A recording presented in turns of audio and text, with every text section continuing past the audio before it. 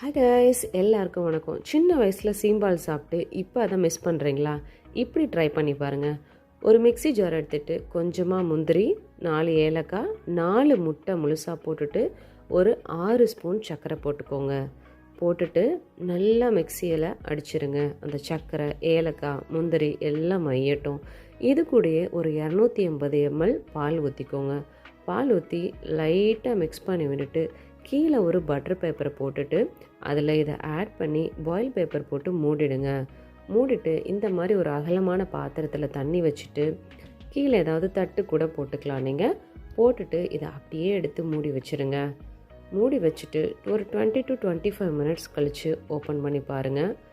கத்தி வச்சு செக் பண்ணுங்கள் குக் ஆகிடுச்சான்னு. எதுவுமே ஒட்டாமல் வந்துடுச்சுன்னா கண்டிப்பாக குக் ஆகிடுச்சுன்னு வச்சோம். உடனே வெட்டிடாதீங்க, நல்லா வராது. 3 to 4 hours அதை அப்படியே கூலாக விட்டுடுங்க. உங்களுக்கு ரொம்ப பிடிக்கும் அப்படின்னா ஃப்ரிட்ஜில் வச்சு கூட சாப்பிட்லாம். இங்கே பாருங்கள் அப்படியே எவ்வளோ சூப்பராக இருக்குன்னு. கண்டிப்பாக ட்ரை பண்ணி பாருங்கள். ஐயோ, நான் சின்ன வயசில் சீம்பால் சாப்பிட்டேன், இப்போ மிஸ் பண்ணுறாங்கிறாங்க. மிஸ் பண்ணாமல் சாப்பிடுவீங்க. Thank you. See you in next video.